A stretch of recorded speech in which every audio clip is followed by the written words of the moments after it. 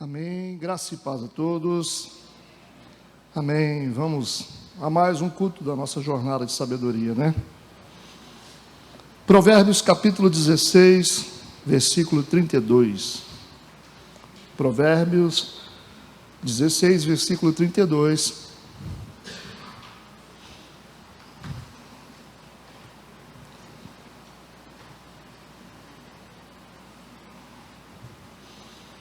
Amém? Todos acharam? O texto diz assim: melhor é o que tarda em irar-se do que o poderoso, e o que controla o seu ânimo do que aquele que toma uma cidade. Amém. Vamos orar. Obrigado, Deus. Obrigado, Senhor. Nós estamos aqui na Tua presença. Gratos somos por essa oportunidade de servi-lo. Pedimos que o Teu Santo Espírito nos dê a sabedoria, para que cada um de nós possamos compreender a Tua vontade. Nós queremos abençoar a todos que estão aqui, em especial a todas as pessoas que nos visitam. Que o Teu Espírito Santo faça uma obra poderosa. Em o nome de Jesus. Amém e amém. Podeis assentar.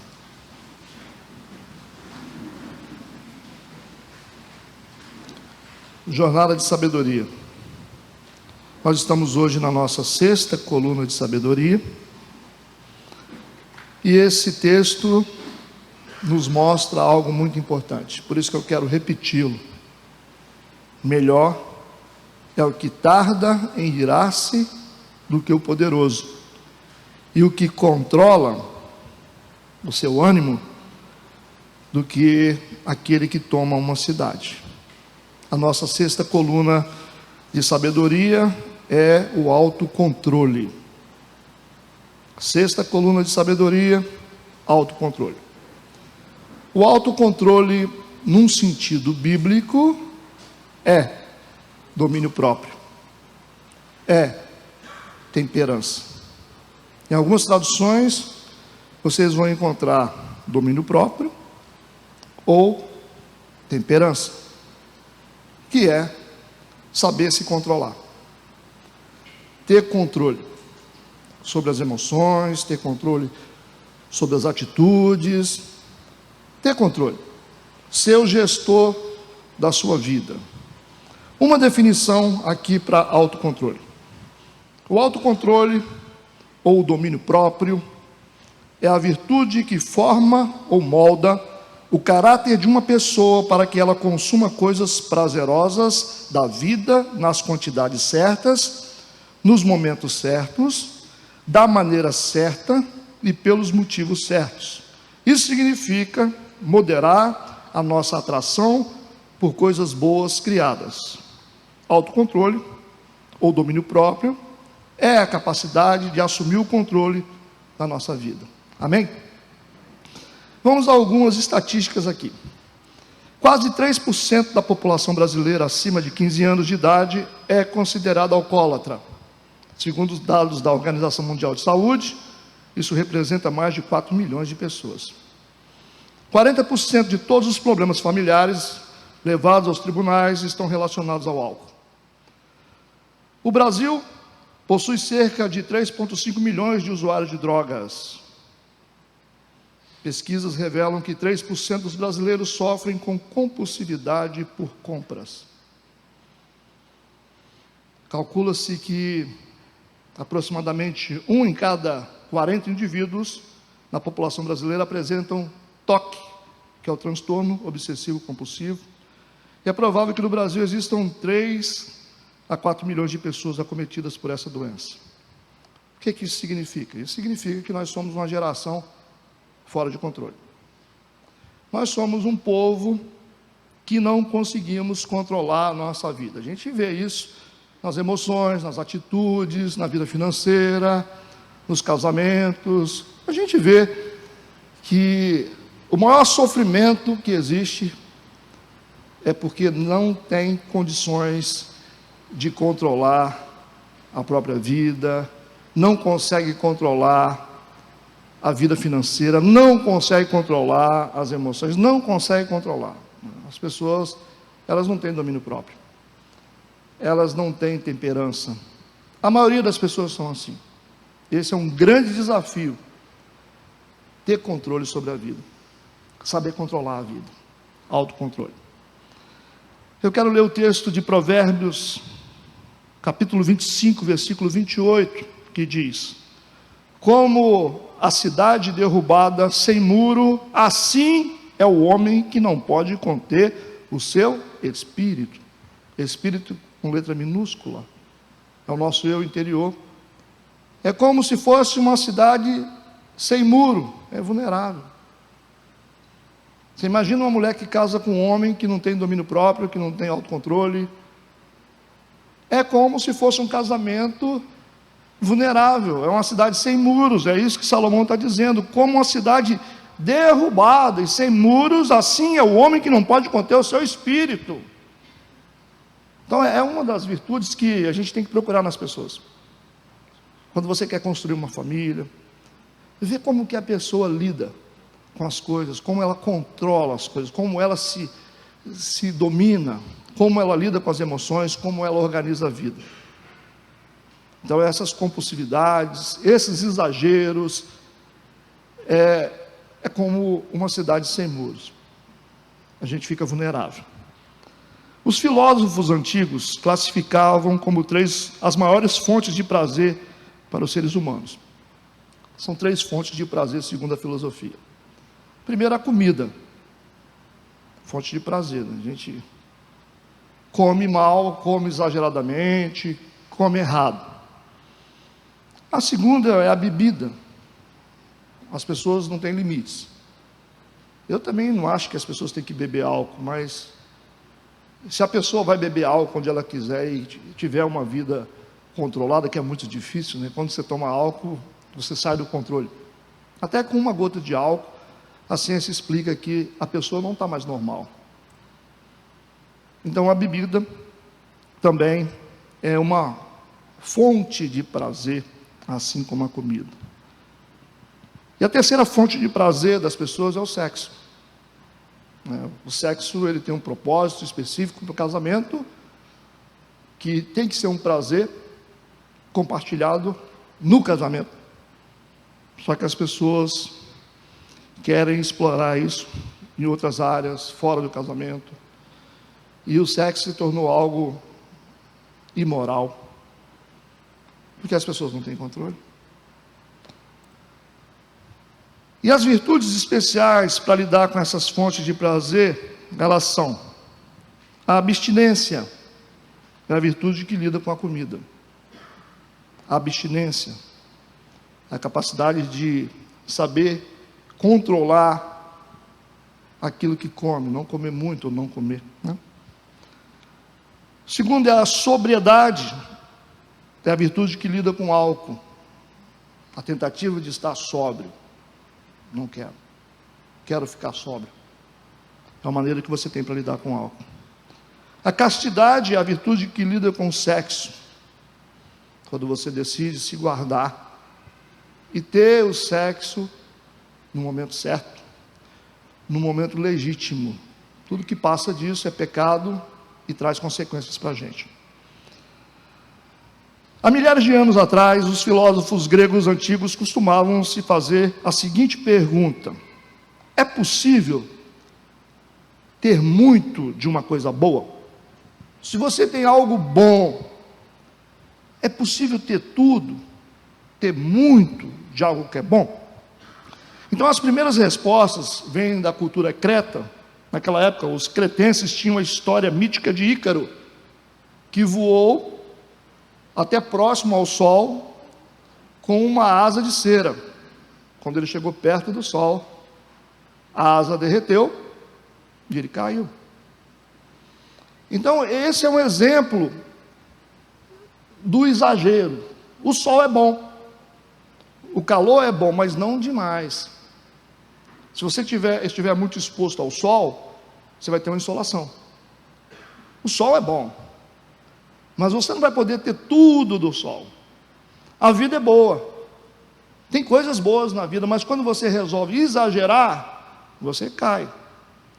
Então, na filosofia, esse mito começa a explicar o poder do sol e a capacidade que ele tem de nos destruir se a gente não souber aproveitar o sol na medida certa. Então tem uma distância que você tem que estar do sol. Se aproximou demais, a gente derrete. Por quê? Porque as nossas asas são asas de cera. Nós somos seres limitados, frágeis, e todo exagero, você pode estar exagerando com alguma coisa que você acha que é bom, mas vai fazer mal. Nem tudo que é bom você pode exagerar. Eu acho que nada na vida tem que ter exagero, né? Nada com exagero é bom. Sexo com exagero não é bom, faz mal para as emoções. Pastor, será? Com certeza. Tudo que é demais é estranho, né? A comida pode ser a melhor comida, se for demais faz mal. Todo excesso de ciúme, excesso de cuidado, excesso de limpeza. Você já viu gente que tem excesso de limpeza? Parece uma neura da pessoa que quer a casa toda limpa, ninguém pode nem encostar em nada. Então, às vezes, o excesso costuma acabar até com casamento, né? Alguns excessos. Então, nós entendemos que a gente sofre muito por causa dos exageros, porque a gente não tem controle, a gente não tem uma medida, a gente não tem moderação com as coisas. Tudo a gente quer mergulhar de cabeça. Não é verdade? A falta de autocontrole e domínio próprio foi o problema de Adão e Eva. Você consegue imaginar um casal perdendo a eternidade por causa de uma maçã? Foi isso. Às vezes nós comprometemos coisas importantíssimas em troca de coisas banais. A gente quer, por causa da nossa vontade, por causa dos nossos desejos incontroláveis. Se você for estudar a história lá em Gênesis, você vai ver. Viu que a fruta era boa para se comer. Desejo, atração pelos olhos, e de repente perde toda uma eternidade, expulsos do paraíso por causa de um fruto proibido. Entende o que eu falo, né? Quantos de nós não conseguimos controlar o impulso de responder uma mensagem no WhatsApp quando está dirigindo? Aí você fica. Eu sou assim também. A gente quer responder, a gente quer ver. Às vezes num trânsito perigoso, né? Tem meu sogro que tem mais de 80 anos de idade e veio da roça. A gente acha que esses caras não sabem muita coisa, né? Aí de repente eu estava levando ele lá para o sítio e eu recebendo chamada, pastor, assim, pip, pip, pip, toda hora, né? Aí eu estou tentando responder, ele falou assim: esse negócio de dirigir carro olhando celular não dá certo. É por isso que acontecem as coisas. Quem era o sabido ali era ele. Eu falei: o senhor está certo. Aí guardei o celular, mas ficava aquela vontade, aquela ansiedade, né? De ver o que estava escrito ali, para responder rápido. Não dá para esperar chegar no lugar para poder responder, né? Quantos de nós também não conseguimos controlar os nossos impulsos quando nós estamos nervosos, né? Irritados? A gente acaba falando coisas, né? Palavras torpes saem da nossa boca. Você está irritado com alguma coisa, alguém fez alguma coisa com você, de repente você fala assim, esbraveja, não tem controle. Quantos de nós também não conseguem controlar o impulso de um desejo, né, diante de algo extremamente atraente, né, o tentador, né? Nós estamos diante de alguma coisa que seduz a gente. Como é que a gente faz? A gente controla os nossos impulsos? Será que a gente consegue controlar os nossos desejos, as nossas emoções? A gente costuma perder, né, muitas coisas, porque nós não conseguimos controlar os nossos impulsos e os nossos desejos imediatos. Um exemplo prático disso. O que você prefere? Meia caixa de bombom agora, ou uma caixa inteira daqui a 2 semanas? Não preciso nem falar, né? Se eu abrir uma caixa de bombom aqui, todo mundo vai vir. Eu quero agora. Isso tem que ser agora. Uma caixa inteira daqui a 2 semanas não é melhor? Então essa falta de domínio próprio, essa falta de autocontrole está fazendo isso com a gente está perdendo algo maior, porque a gente não consegue se controlar e se dominar, as nossas vontades, né? Existem testes que foram feitos com crianças, eles colocavam marshmallow perto de uma criança, né? Teste psicológico, novinha. Esse é um teste que foi feito. E falava com a criança que ela não podia comer aquele marshmallow, saber se ela sabia esperar, né? Teria uma recompensa. Algumas crianças comiam, outras crianças não comiam, conseguiam segurar aquela ansiedade de comer. Depois essas crianças cresceram, esse teste foi repetido, você pode procurar isso na internet, você vai achar, esse teste foi repetido, e eles perceberam que as crianças conseguiram controlar o impulso de comer o marshmallow, elas se tornaram mais prósperas, ricas, bem-sucedidas. E as crianças que queriam comer rápido, né? Elas não se deram bem. Depois de adultos não tiveram sucesso na vida. Isso é claro. A nossa falta de domínio, a nossa falta de controle, a nossa falta de controle dos nossos impulsos e desejos acaba comprometendo o nosso futuro. Se a gente não aprende isso desde novo, isso vai afetar a gente quando nós estivermos mais velhos. É igual limites, né? As crianças, elas não querem ter limites. E de repente elas querem fazer tudo. E nós, como pais, a gente não quer proibir, porque a criança vai chorar, a criança vai ficar magoada. Mas nós precisamos estabelecer limites para os nossos filhos. Porque para muitos é fácil. Não, deixa. Está me atrapalhando aqui, que eu estou fazendo o meu trabalho aqui. Deixa assistir televisão. Mas tem 8 horas que essa criança está assistindo desenho. Tem 5 horas que essa criança está jogando videogame, mas você está tranquilo, porque ela não está te incomodando. Então, ser pai é assumir responsabilidades, se preocupar com os filhos, educar os filhos, dizer não para os filhos. Isso vai ajudá-los para o futuro, gente. Porque quando você ensina para eles sobre limites, quando você diz não, fala, não pode. Você tem 10 minutos. Você está ajudando o seu filho para o futuro. Quando eles crescem com esse senso de limites, eles não vão avançar o sinal. Eles vão usar cinto de segurança. Como é que se estabelece limite? Só com palavras? Também com punição, com cuidado. Não com exagero, né? Com moderação.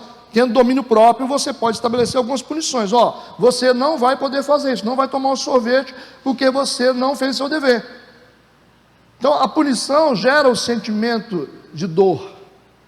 E quando o seu filho estiver lá, numa rodovia, que podia andar só 80 por hora, e ele estiver a 140, ele vai lembrar da dor. De ultrapassar limites. Isso vai salvar a vida dele. Quando ele pensar em bater no colega, ele vai pensar, não, vai que eu bato e aí esse cara arranca uma arma. Por isso que você vê tanta gente presa hoje, porque é gente que não sabe respeitar limites, não respeita o direito do outro, não respeita as leis do trânsito, não tem respeito com ninguém. Por quê? Porque essas crianças não foram ensinadas quando pequenos. Eles não sabem o que é limites. Eles vão dar tapa na cara de adulto.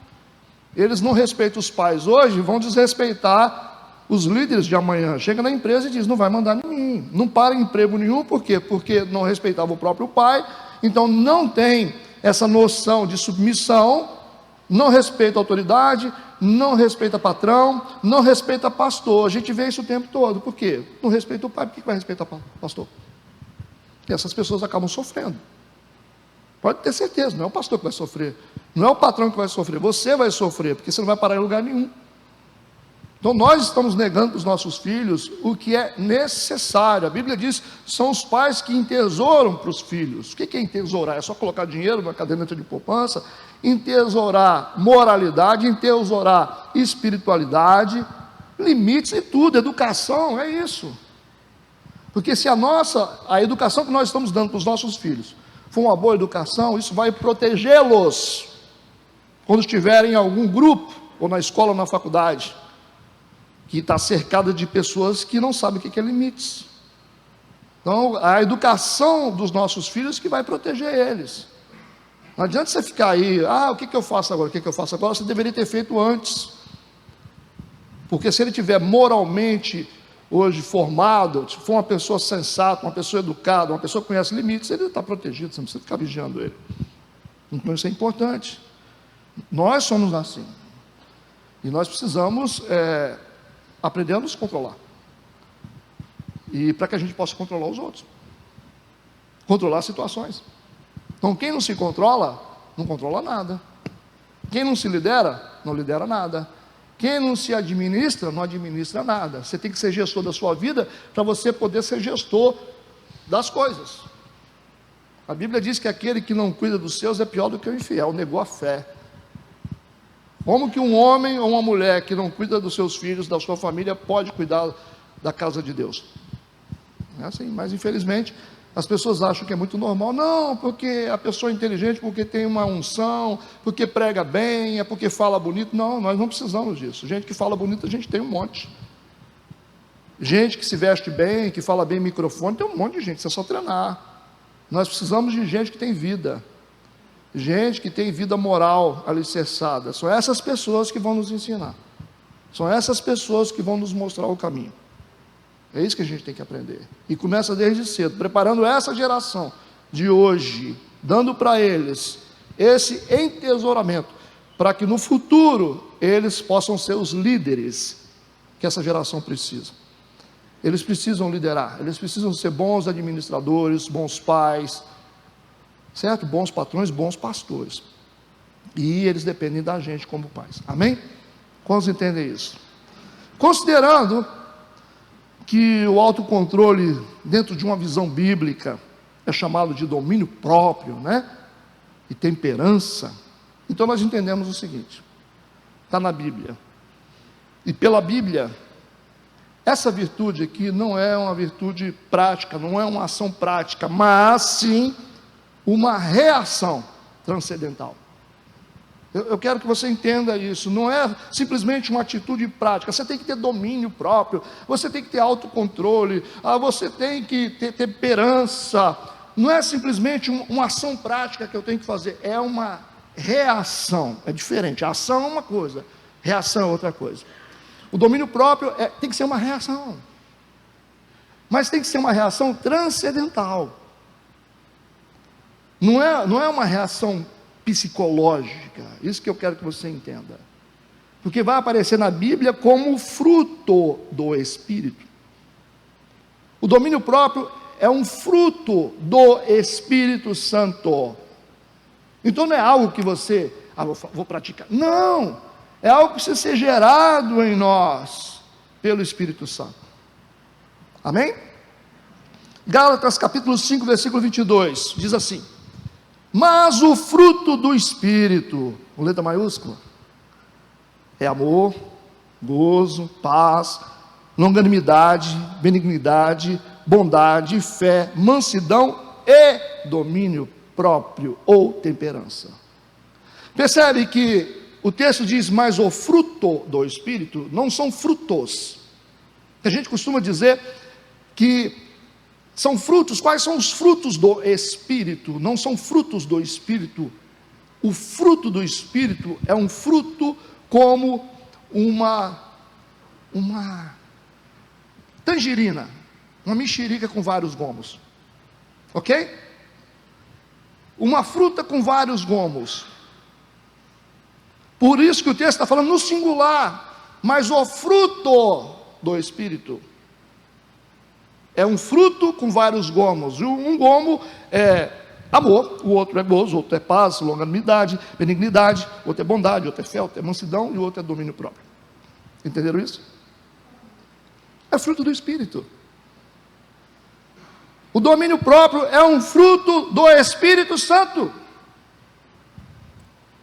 que acontece? A partir dessa experiência com o Espírito Santo em nós. É isso? Romanos capítulo 8, versículo 13, diz: porque se viverdes segundo a carne, morrereis. Mas se pelo Espírito mortificardes as obras do corpo, vivereis. Entende isso? Domínio próprio, temperança, esse controle que a gente precisa para a nossa vida, é algo que vem do Espírito. Não dá para a gente ficar gerando isso assim. Ok? Então a gente descobre uma coisa, que na prática, né, não existe autocontrole, existe controle do alto. Entenderam o que eu falei ou não? Não existe. Pastor, mas o ser humano, por si mesmo, ele não consegue controlar a natureza dele. Ponto. Eu vou fazer um curso, pastor, eu vou fazer um curso de domínio próprio, autocontrole. A Bíblia diz que é fruto do Espírito. A gente não faz um curso, a gente não desenvolve uma técnica de controle e tal. É isso que a igreja precisa entender, por isso que a gente falha muito naquilo que a gente tenta fazer. Você nunca se viu nessa situação? Puxa, eu não consigo. Quando eu vi, eu já falei. Eu não consigo. Quando eu vou pensar, eu já fiz. Nós somos assim, gente. Nós somos assim. Nós temos impulsos em nós o tempo todo. Mas só Deus pode controlar a nossa natureza. Foi isso que Paulo disse. Se você quer viver segundo a carne, você vai morrer. Mas se pelo Espírito, você mortificar os feitos do seu corpo, são as suas vontades, são as suas compulsividades, são os seus desejos. Se você conseguir deixar o Espírito Santo fazer isso na sua vida, certamente viverás. Está claro isso? Controle do alto. Controle do alto. Autoajuda? Não. Ajuda do alto. É assim que crente tem que pensar. Ajuda do alto. Nós não somos nada.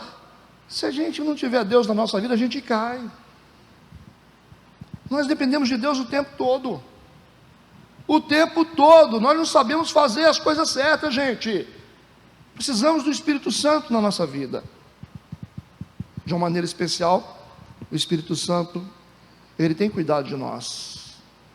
Mesmo diante das nossas imperfeições, o Espírito Santo, ele tem nos guiado, tem nos dado sabedoria, tem nos ajudado nas decisões. Nós não merecemos, mas o Espírito Santo tem nos ajudado. Jesus disse: sem mim, nada podeis fazer.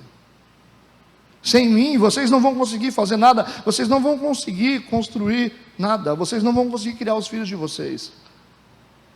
Pela natureza de vocês, vocês não conseguem formar uma família. Por isso que casamento é fruto de milagre. Família é fruto de milagre. Quando as pessoas resolvem se afastar de Deus, o casamento acaba. Onde foi que nós caímos, pastor? Quando nós decidimos nos afastar de Deus. Quando foi que nós começamos a brigar, pastor? Quando nós decidimos nos afastar de Deus. Quando foi que a minha empresa quebrou? Quando você, como um cristão, que é um empresário, decidiu se afastar de Deus. Porque nós dependemos de Deus, tudo vem do Senhor. Nele nós vivemos, existimos e nos movemos. Toda a existência humana está contida em Deus. Deus é o que banca a existência da terra. E as pessoas que conseguem fazer sucesso, porque Deus deixou. E as pessoas que sabem ganhar dinheiro, porque Deus deu isso, gente. Deus é bom. Deus é bom. Controle do alto. E não autocontrole. É interessante que esses livros de autoajuda ensinam que a gente tem que ser independente. Eu consigo definir as coisas dentro de mim. Eu sou o Senhor disso tudo. A autoajuda faz isso. O Evangelho não. coloca Deus como centro. Tem um monte de crente buscando autoajuda, mas não está buscando a ajuda do alto. Não, você tem um eu interior, que vai acontecer uma explosão dentro de você, e você vai mudar a sua história. Por isso que autoajuda não tem nada a ver com a gente, só a ajuda do alto. Sem Deus, eu não sou nada, não consigo nada, não sei fazer nada, porque tudo vem dele. Essa tem que ser a nossa visão. Dependência, reconhecimento que ele é Senhor, dele vem todas as coisas. Então, pastor, já que o domínio próprio, a temperança, né, esse controle que a gente precisa, a gente já desmistificou isso, a gente não está falando mais que é autocontrole, nós estamos entendendo isso como algo espiritual realmente. O que eu posso fazer para poder habilitar esse fruto em mim? Aí que a gente precisa entender, porque as coisas espirituais também dependem de algumas ações nossas. O que eu posso fazer para habilitar essa ação desse fruto na minha vida? Amém? O que nós podemos fazer? Aí vem, primeira coisa, você precisa obter autoconhecimento. Eu não estou falando autoajuda mais, eu estou falando autoconhecimento. Você tem que se conhecer. Primeira coisa, você sabe quem você é, você sabe do que você é capaz, você conhece as suas forças, as suas fraquezas, você tem que saber quem você é. É o primeiro passo, gente, é o primeiro passo para desenvolver isso. Quem você é? Aí você tem que fazer o seguinte, tem que reconhecer de forma honesta, quais são as suas forças, quais são as suas fraquezas, no que você é forte, no que você é fraco. Quando a gente sabe disso, quando a gente reconhece, quando a gente admite isso de maneira honesta e verdadeira, nós sabemos exatamente onde a gente pode ir. Não vou nem nessa, porque eu me conheço. A gente dá espaço para Deus trabalhar na nossa vida. A gente não estraga tudo. Eu me conheço. Eu não vou me envolver com isso. Eu conheço a minha natureza. Eu sei quem eu sou, eu sei de onde eu vim. Gente que se conhece. Tem gente que arrisca um monte de coisa que não dá conta. Tem gente que vive morrendo de medo e quer arriscar coisa que exige coragem. Conheça os seus limites, conheça as suas forças. Tem coisas que você pode fazer e você tem que saber disso. Tem coisas que você pode suportar, tem coisas que não. Pastor, mas sim, tem coisas que não, é melhor você não se envolver. Se você não pode, se você tem uma fraqueza numa área, não vá lá, não passe por lá, não trabalhe com isso, se conheça. Filipenses, capítulo 4, versículo 12. Paulo disse o seguinte: eu sei estar abatido, sei também ter abundância em toda maneira, em todas as coisas estou instruído, tanto a ter fartura, como a ter fome, tanto a ter abundância, como a padecer necessidade. Esse cara se conhece,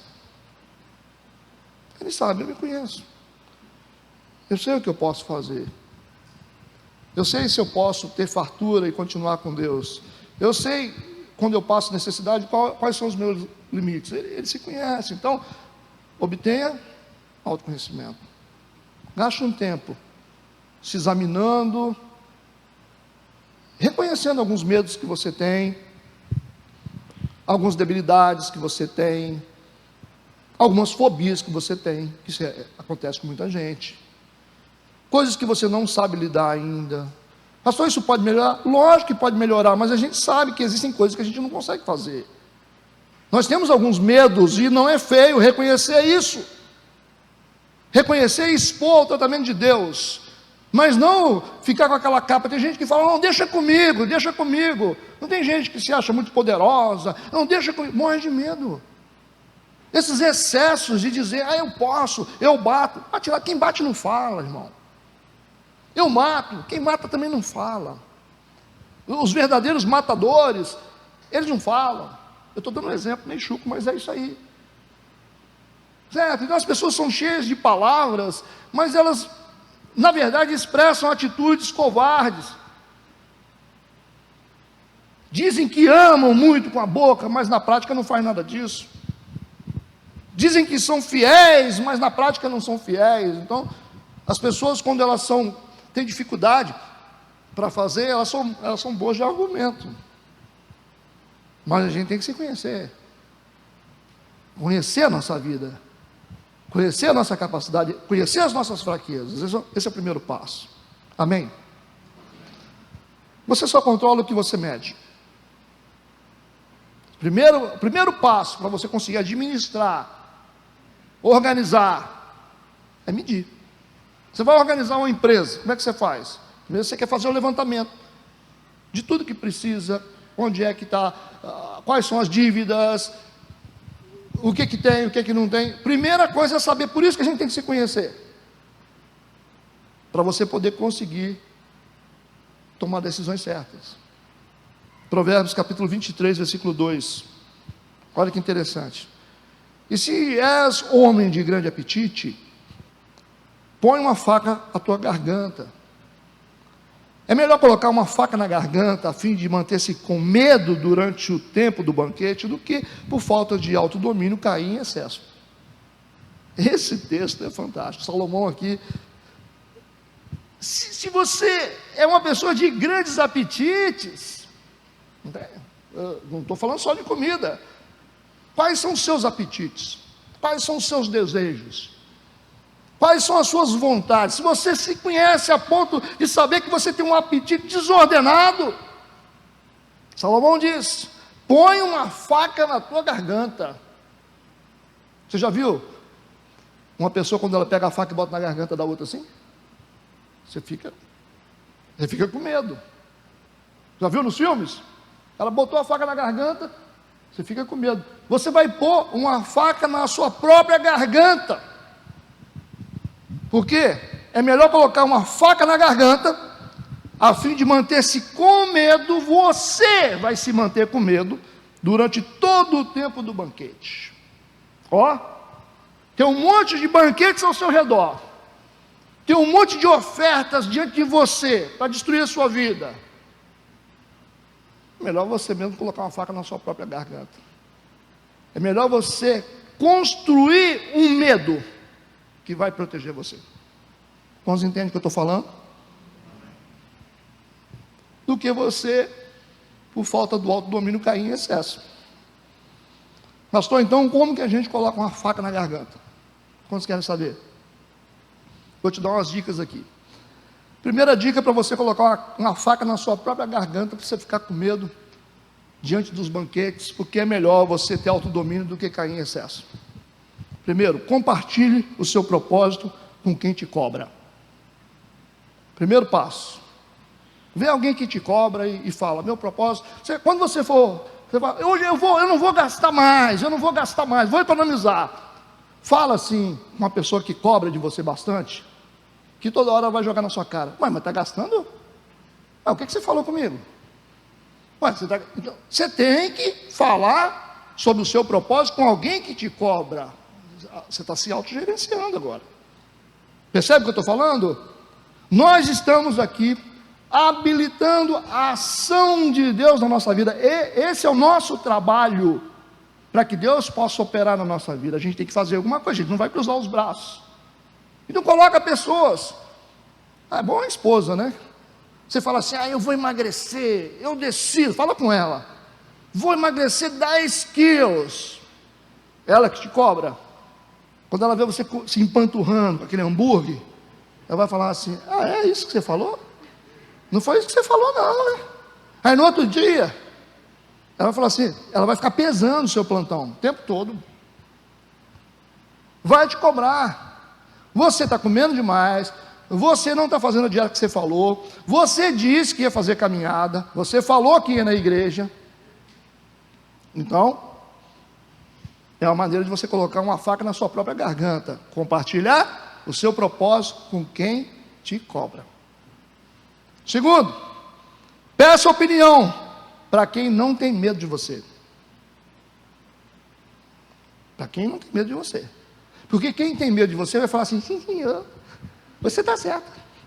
Você está certo. O que você falar, está falado. Agora, quem não tem medo de você vai dizer assim: não, eu não concordo, acho que você está fazendo errado, eu acho que isso aí está errado. É isso aí, é isso aí. Quem quer realmente se cuidar, quem quer realmente controlar a vida, vai fazer isso, vai pedir opinião para as pessoas que não têm medo de você. Ou você vai fazer grupinho só com quem concorda com você, só com quem morre de medo de você. Você liga para um, você já sabe, né? Aí fulano, claro, né? Tá, tudo bem. E quando tem uma pessoa que não tem medo de você, vai dizer assim: eu acho que isso aí não está certo. Alguns esposos têm coragem de falar para os maridos, né? Umas verdades, não tem? Alguns maridos também têm coragem de falar: olha, o que você fez não foi legal. Não foi legal, não adianta você temar. Não foi legal, você magoou a pessoa. Agora tem muitas esposas, muitos maridos que morrem de medo e acaba sendo conivente com pecados. Isso não ajuda a gente em nada. Quando os nossos cônjuges vê os nossos pecados, as nossas atitudes erradas, mas não tem coragem de falar para a gente que a gente está errado. Estão entendendo o que eu estou falando? Você está colocando uma faca na sua própria garganta, porque é melhor ter medo do que, por causa essa falta de autodomínio, você cair em excesso. Terceira dica: permita-se ser auditado por pessoas que têm senso crítico. Lógico, né? Você imagina na igreja aqui, né? Eu vou colocar só gente que não tem, gente que eu controlo. Uma vez eu conheci um líder que ele colocou a família inteira para tomar conta das finanças. Aí reclamou porque que a igreja não tinha dinheiro. Eu falei: lógico que não vai ter dinheiro. Você botou sua família. Um era tesoureiro, outro era secretário, toda a família. Como é que é a família? É a coisa nossa, né? É igual a máfia. Alguém vai criticar? Quem é que vai se levantar? Sua filha vai se levantar? Aí eu vou botar a Nathalie como minha tesoureira, vou colocar o Vitor como meu secretário e colocar a minha esposa como administradora. Vai ficar tudo certo. Quem é que vai se levantar contra o papai aqui? Ninguém. Então você precisa se permitir ser auditado por pessoas que têm senso crítico. Essa é a maneira de se proteger. Quando você coloca gente que tem opinião para ver o que você está fazendo, gente que é resolvida para ver o que você está fazendo, elas vão dizer, vai apontar os seus erros. Agora, gente que não tem coragem, vai ser gente que vai ver você caindo no buraco e não vai falar nada. Entende o que eu estou falando? Essa é a maneira de você colocar uma faca no pescoço.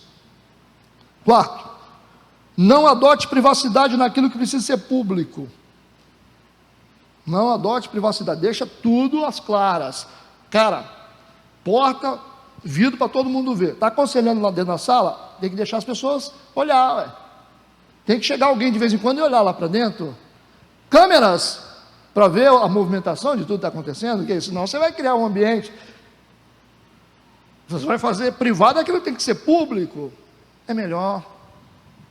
É uma maneira de você controlar impulsos. Você está entendendo? Seja humilde para admitir erros e pedir desculpa. Tem coisa melhor que isso. Quando você pede desculpa, você congela o inferno. Quando você pede perdão também. Porque todo mundo vai armar contra você. De repente você vai dizer assim: me desculpa, me perdoa, eu errei. Muda tudo.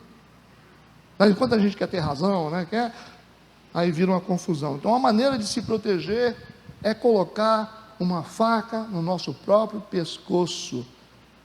Porque é melhor ter medo do que, por causa da falta de domínio próprio, a gente cair em excesso. É melhor você ter uma esposa que te cobra, que tem acesso aonde você está, que te liga. É melhor. Amém? Segundo, se você quer realmente, se você tem certeza que você quer habilitar o domínio próprio na sua vida, segundo, cultive os bons hábitos. Cultive os bons hábitos. Levítico capítulo 18, versículo 30, diz assim: portanto, guardareis o meu mandamento, não fazendo nenhuma das práticas abomináveis que se fizeram antes de vós, e não vos contamineis com elas. Eu sou o Senhor, vosso Deus. Cultive bons hábitos. Eu vou repetir algo que eu falo sempre aqui na igreja. Pessoal, tudo que você faz todos os dias vira um hábito. Vocês precisam absorver isso que eu estou falando. É uma maneira de você mudar situações. Tudo que você faz todos os dias vira um hábito. Tudo que é hábito acaba virando cultura. Tudo que vira cultura cria destino. Isso é muito importante para mudar um monte de coisa. Cara, se eu tenho o hábito errado, e se eu não tenho o hábito de orar, eu vou decidir orar todos os dias. Você vai vir orar aqui todos os dias, exemplo, ou lá na sua casa, todos os dias, 6 horas da manhã.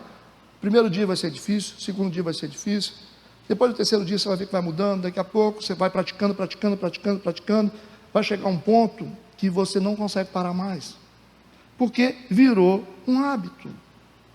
O hábito vai virar uma cultura, uma vida com cultura de oração. Quando você decide ser uma pessoa educada, você vai se misturar com gente que fala coisas boas. Você já percebeu quando você está misturado com gente que fala palavrão e você fala igual também? É a praga da cultura. Falar palavrões. Se você decide ter o hábito de sair só com gente que conversa com falas e assuntos saudáveis, isso vai virar um hábito na sua vida. Daqui a pouco você só vai querer sair com gente que conversa coisa boa. Quando você chegar na turma de bronco, né, e que vai começar a xingar, palavrão, falar pornografia, você vai falar, nossa, mudou a sua cultura, você está me fazendo mal, eu não consigo mais ir nessas baladas, nessas festas, esses caras falam muito palavrão, porque você mudou o hábito, você criou uma cultura, e agora você está criando um destino. Então pratique alguma coisa todos os dias, leia a Bíblia todos os dias, ore todos os dias, dá um beijo na sua esposa todos os dias, isso vai virar um hábito. Quando não der, você vai falar, opa, viu quando a gente era criança, que a gente falava, bença pai, bença mãe, e saía?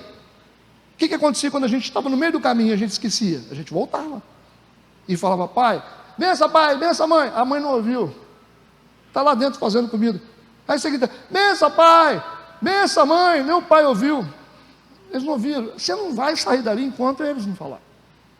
Aí a mãe diz, Deus te abençoe, pai, Deus te abençoe, aí você vai. Esse negócio começa a virar uma coisa tão séria na nossa vida, a gente sente falta. Você vai perceber que quando a atmosfera muda, o seu próprio espírito te chama para a adoração, te chama para a oração. Você nunca estava no trabalho, gente que ora é assim, está no trabalho, movimento, aí você sente um desejo de orar, Deus te chama para orar, você nunca passou por isso? E você sente a necessidade de orar, daqui a pouco você está procurando um banheiro. Você fala, meu Deus, não tem um banheiro aqui, gente, ó, aí você fala assim, eu tenho que sair aqui, aí você entra no banheiro, aí você fala, Senhor, aí você volta aliviado, porque isso virou uma cultura na sua vida. Quando você pratica coisas boas, quando você anda com gente boa, a sua vida vai ter necessidade disso, e você vai começar a separar coisas erradas da sua vida. Gente, tem coisas que é tão simples de fazer. Não tem aquela história, quem se mistura com porco come farelo? É isso aí. As más conversações não corrompem os bons costumes? Isso aí, gente. Cultive bons hábitos, para que você tenha uma cultura, para que essa cultura crie um destino bom para você. Aquilo que você faz todos os dias vai definir a sua vida. O que você faz todos os dias? Xinga? Não tem aquele cara que já chega gritando? Se não gritar, passa mal, né? Se não ficar bravo, tem mulher que acorda de manhã com raiva? Já virou a cultura. Compreende o que eu estou falando? Terceira dica para você poder habilitar esse domínio próprio na sua vida: jejue. Jejue. Por quê, pastor? Porque jejum é um exercício de controle de vontade. Jejum é isso, exercício de controle da natureza, controle das nossas vontades. Jejum, ele é simbólico por isso. Olha só, vamos ler Isaías 58, versículo 3. O que diz? Deus está ensinando para o povo sobre jejum. O povo está cobrando de Deus, a gente jejua e o Senhor não responde. Aí Deus vai dar uma resposta para eles, Isaías 58, versículo 3, dizendo: por que jejuamos nós, e tu não atentas para isso? O Senhor não responde. Porque afligimos as nossas almas, e tu não sabes. Aí Deus vai responder: eis que no dia em que jejuais, achais o vosso próprio contentamento. É o contrário. Vocês estão atrás de realizar a vontade de vocês, desejo de vocês. Jejum não é para isso, é o contrário, é para você inibir vontade, inibir desejos errados. Deus está respondendo: no dia em que jejuais, achais o vosso próprio contentamento e requereis todo o vosso trabalho. Vocês querem ter lucro. Gente, jejum é para a gente dominar a nossa natureza, não é para se sentir bem, é para dominar quem nós somos, a corrupção da nossa carne. Seu corpo está dizendo: coma. Você diz: não como, porque eu tenho um compromisso com Deus, eu tenho um propósito. Isso vai exercitar para que você possa dominar a sua natureza. Vai ser fácil dizer não para o pecado, vai ser fácil dizer não para coisas erradas, porque o jejum vai te habilitar para isso. Jejue. Quarto, ore e peça ajuda ao Espírito Santo. É assim que funciona. Espírito Santo, que é o seu ajudador, essa é a pessoa que está aqui para te ajudar. Espírito Santo, me ajuda. Eu não estou conseguindo, eu não vou conseguir, está difícil para mim. Espírito Santo, ore e peça ajuda ao Espírito Santo. Filipenses capítulo 4, versículo 6, eu estou terminando. Não estejais inquietos por coisa alguma, antes as vossas petições sejam em tudo conhecidas diante de Deus, pela oração e súplica com ação de graças. Peça ao Espírito Santo. Fala: Senhor, se o Senhor não me ajudar agora, eu vou acabar fazendo isso. Espírito Santo, me ajuda a controlar as minhas emoções, me ajuda a conter isso. Eu estou irado, eu quero vingança, eu desejo isso, me ajuda, Espírito Santo. Peça ajuda ao Espírito Santo em oração. Romanos capítulo 8, versículo 26. E da mesma maneira, também o Espírito ajuda nas nossas fraquezas. Entende isso? Porque não sabemos o que havemos de pedir como convém, mas o Espírito Santo intercede por nós com gemidos inexprimíveis. O Espírito Santo é o nosso ajudador, é o melhor amigo que nós temos. Fale ao Espírito Santo, não fuja do Espírito Santo. Está com medo? Fala com o Espírito Santo. Você está inseguro? Fala com o Espírito Santo. Você está desejando algo errado? Fala com o Espírito Santo. Você não está conseguindo controlar a sua natureza, está com vontade de beber cachaça de novo? Fale com o Espírito Santo. Quer usar droga? Fale com o Espírito Santo. Quer adulterar? Fale com o Espírito Santo, que Ele vai te ajudar a vencer isso. Compreende isso? Ore e peça ajuda ao Espírito Santo. Quinto, é outra coisa. Ore em espírito. Ore em línguas.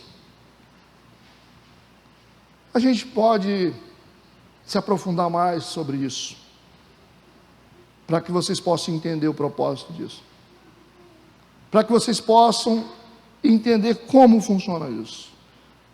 O dom de línguas é a base da vida espiritual. Se você tem dom, ore em línguas. Se você não tem dom, busque o dom. Pastor, irmão, você precisa saber o que é dom de línguas. Pastor, mas eu não ore. A gente pede dom orando. Buscai os melhores dons. Ore em espírito. Por que isso? 1 Coríntios capítulo 14, versículo 4. O que fala em línguas desconhecida edifica-se a si mesmo. Mas o que profetiza edifica a igreja. Para que serve o dom de línguas?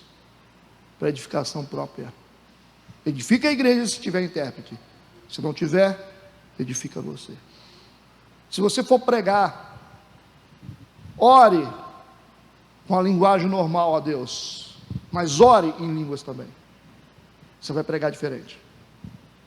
Se você for cantar, tenha o tempo de oração em línguas, você vai ver a diferença que acontece. Quando você for tentado numa situação, ore em espírito, ore em espírito, ore em espírito. Você vai falar, pastor, mas é assim? Esse aqui é outro assunto. Se você tiver desejo de se aprofundar, você vai estudar, você vai buscar a escola bíblica, você vai orar a Deus, vai pedir para Deus te mostrar o que significa o dom de línguas. Muita gente cai hoje porque não entende isso. Para que você possa realizar coisas para Deus, você precisa de uma unção especial. Você precisa de ter uma chave especial. Como que um pastor consegue tomar conta de uma igreja mais de 30 anos? Enquanto você vê um monte de gente que fica assim, para cima e para baixo, para cima e para baixo, para cima e para baixo. Um dia está bom, um dia está ruim. Líderes não têm tempo para isso. Como é que Deus consegue retificar uma unção de uma liderança para atravessar décadas? Porque se dependesse de algumas pessoas dentro de igreja, a igreja tinha fechado há muito tempo. Porque existem chaves espirituais que mantêm a unção de pé. No momento da guerra, existem chaves espirituais. No momento da tentação, existem chaves espirituais. Se não tivesse chaves espirituais, todo líder caía. A igreja tinha sido destruída. Para fazer coisas para Deus, nós precisamos de uma unção especial. Precisamos de um revestimento de poder, senão você não faz nada para Deus. Foi isso que Jesus disse para os discípulos: ficai em Jerusalém, até que vocês sejam revestidos de poder. Fiquem em Jerusalém, porque sem o revestimento vocês não podem ser minhas testemunhas. Depois que eles recebem o Espírito Santo, são revestidos de poder, eles começam a ser testemunhas em todos os lugares. Então tem coisa que a gente só faz na unção. Se não tem unção, não adianta, você vai ficar dando cabeçada, você vai ter um trabalho infrutífero, você não cresce, você não faz nada na sua vida. Isso que a igreja precisa entender. As coisas espirituais se discernem espiritualmente. A oração em espírito é uma das chaves mais poderosas que existe para o ministro, para se manter de pé. Você consegue reverter uma tentação orando em espírito, você consegue reverter uma queda orando em espírito, porque as pessoas têm medo de buscar a Deus nesses momentos. Nós precisamos buscar a Deus exatamente nos momentos de luta, porque o Espírito nos ajuda nas nossas fraquezas, senão ninguém dá conta. Olha a guerra que existe ao nosso redor, o diabo fica ao nosso derredor. Como é que a gente vai ficar de pé para fazer a obra de Deus, para cumprir os propósitos de Deus, para ajudar as famílias, se a gente não tiver uma unção do Espírito Santo em nós? A igreja tem que buscar mais o Espírito Santo, gente. Nós estamos precisando fazer uma conferência do Espírito Santo, para a gente se encher de poder, para poder purificar a igreja. Nós precisamos ser purificados com o fogo de Deus, para tirar essas ziquezira do mundo, que trazem do trabalho, que trazem das escolas aí, que deveria ajudar a piorar a vida das pessoas. Não tem nada contra o ensino, tem contra algumas coisas que ensinam na escola errado. Coisas que as pessoas vão trazendo para as suas vidas. A gente tem que fazer uma renovação na nossa vida. Por isso que a gente fica fraco. O cara está lá, eu quero desistir, eu não estou aguentando. Se a pessoa ficar aqui em cima, eu não estou aguentando. Eu tenho guerra, eu tenho família, eu tenho filho, eu tenho esposa, eu tenho casa, eu tenho despesas. Se a pessoa só ficasse assim, eu não estou aguentando, aí eu vou desistir, aí eu não vou pregar hoje não, porque eu não estou bem. É porque a igreja precisa entender coisas espirituais. Nós estamos num reino espiritual, gente. Esse negócio só funciona com oração e com jejum. Não tem jeito, a gente fica aqui fazendo de conta que isso aqui é um clube social. Nossa, a guerra é contra principados e potestades. Se vocês não lutarem espiritualmente, vocês vão padecer. Precisa ter oração, crente precisa orar, crente precisa jejuar, crente precisa pagar preço. Cruza os braços, depois você vai ver a retaliação na sua casa, na sua família, nos seus filhos, nos seus negócios. Vai fazer campanha lá nas igrejas para tentar levantar, ver se você consegue. Fica aí, 200 anos atrás não consegue. Essa é uma guerra real. Não dá para a gente ficar fazendo de besta e achando que a gente não tem que pagar preço de oração. Vem na oração, tem 10, 15 gatos pingados. Como que a gente vai mover uma engrenagem desse tamanho? lutando contra principados e potestades numa cidade extremamente perigosa, com um povo que não ora. É igual soldado que não tem espada. O povo não conhece o caminho do chão para botar o joelho está lisinho, não tem casca no joelho. Como que a gente vai sobreviver numa coisa que funciona com oração e com jejum? Ah, não, mas... Ah, é? Trata a igreja como clube social, depois lá na frente você me pergunta depois. Quando o diabo fizer o que quiser com você, você vai dizer, ai, pastor, pois é. Não dá para brincar, nós estamos numa guerra. Nossos filhos, nossa família, os nossos negócios, isso é uma guerra espiritual. Tem demônios querendo destruir a gente. O diabo veio para matar, roubar e destruir. Isso não é brincadeira. Precisamos nos apoiar na palavra de Deus. Orar, gente, orar, vida de oração, acordar pelas madrugadas e orar, clamar ao Senhor, entender como se constrói a adoração diante de Deus, uma vida sacerdotal diante de Deus. Existem coisas que você pode reverter como um sacerdote. Você pode ser um mediador entre uma pessoa que você ama em oração. Você pode libertar uma pessoa se você entrar como um sacerdote. Às vezes a pessoa não consegue orar, a pessoa não tem força, está presa num vício. Se você exercer a sua unção sacerdotal, você pode se colocar diante de Deus pela pessoa, e pode libertar um irmão, um marido. A igreja não entende essas coisas. Nós somos sacerdotes são mediadores, a gente tem conexão com o mundo espiritual e o mundo físico. Quantos entendem o que eu estou falando? Ore em espírito. E por último, pare de se relacionar com as regras e passe a se relacionar com Cristo. Ok? Pare de se relacionar com regras. Eu tenho que fazer isso, não pode. Esquece isso. Se relacione com Cristo. A religião ensina a gente a cumprir regra. Ó, cabelo, roupa, tem que fazer isso, fazer isso. Enquanto você se relacionar com essas leis, você nunca vai ter força.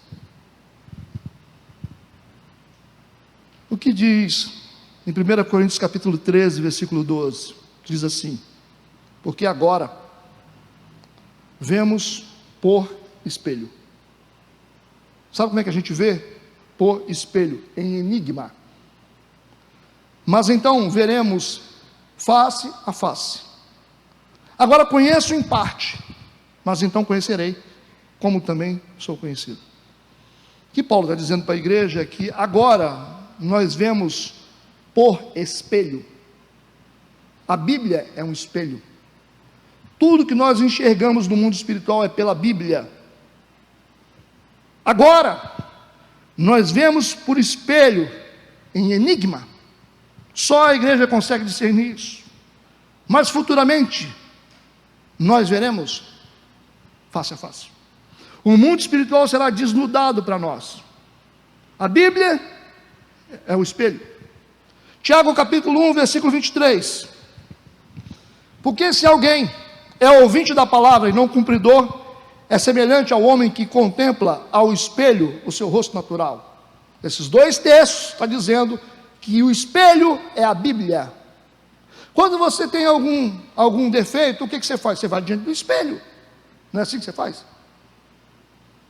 Aí o espelho te mostra, ó, estou com um negócio aqui, estou com uma pinta aqui, estou com um negócio aqui. O espelho revela onde está o erro. A Bíblia serve para isso. A Bíblia serve para poder mostrar onde estão os erros. A lei de Deus serve para poder mostrar, apontar os erros. Entende o que eu falo? Mas quem nos purifica é Cristo. Entende o que eu estou falando? Você pode pegar a Bíblia e esfrega na sua cara. Vai acontecer o quê? Não vai te limpar. Pega o espelho, você está com o seu rosto sujo, esfrega o espelho na cara, ele vai limpar você? Não vai, você vai ter que ir para a água. Vai na água e lava.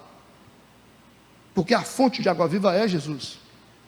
A Bíblia indica o pecado. Jesus tira o nosso pecado. A Bíblia indica os nossos erros. Jesus tira os nossos erros. Entende o que eu estou falando? Em quem que eu tenho que focar? Então quem vive só de lei não consegue vencer a natureza. Regras, regras, regras, regras, preceitos e preceitos e preceitos, não tem força. Já viu aquela igreja que tem a lista de regras? Ó, não pode, não pode, não pode, não pode, não pode, não pode, não pode, não pode, não pode. O que acontece com o povo? Enfraquece, mais pecado eles cometem. Eles conhecem as regras, mas não conhecem a Cristo.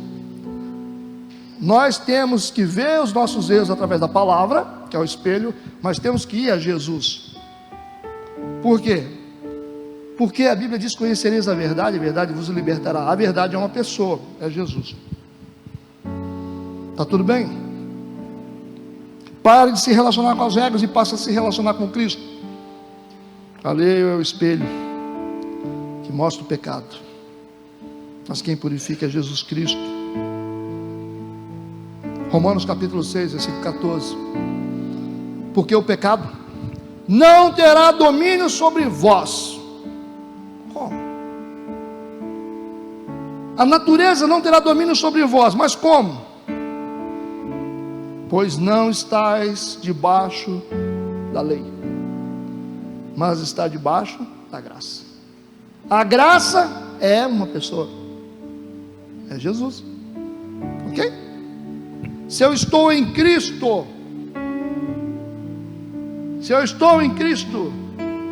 eu consigo vencer a minha natureza. Por isso que aquele que está em Cristo, nova criatura é. A graça é uma pessoa. Nós não estamos debaixo da lei.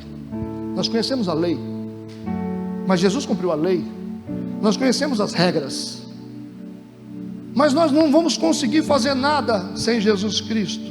Enquanto a Bíblia nos mostra a saída, Cristo nos ajuda a sair. Entende o que eu estou falando? Tito, capítulo 2. Tito 2, versículo 11 e 12. Porque a graça salvadora de Deus se há manifestado a todos os homens, ensinando-nos que, renunciando à impiedade e às consciências mundanas, vivamos nesse presente século sóbria e justa e piamente. Graça salvadora de Deus, graça de Jesus Cristo é o que nos purifica. A gente tem que buscar Jesus. Quando a gente busca Jesus, a gente não tem dificuldade com nenhuma regra. Não é regra que salva. Por que as pessoas não buscam a Deus, ao invés de ficar estabelecendo regras dentro de igreja? Regra, regra, regra, regra, regra. Cristo, Jesus Cristo. Jesus Cristo é tudo.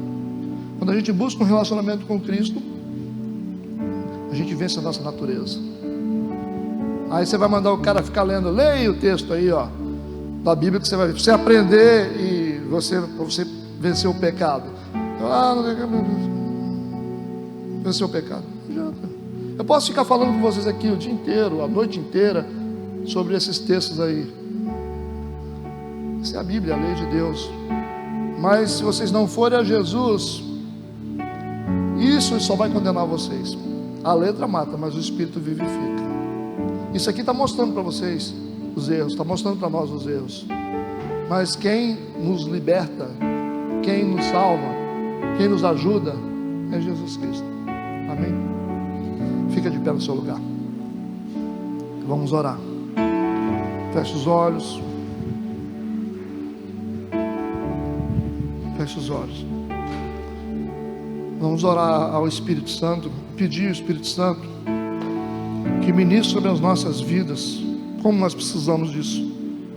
Como nós precisamos disso para vencer as nossas ansiedades, vencer a nossa natureza, ter domínio em nós. Domínio. Tomar a decisão certa, controlar as coisas, controlar os sentimentos. Precisamos ter domínio próprio, precisamos ter temperança. O Espírito Santo nos ajuda a nos controlar. A gente só serve a Deus quando a gente tem realmente a nossa vida dominada pelo Espírito Santo. Você pode adorar a Deus hoje? Depois oramos. Jesus.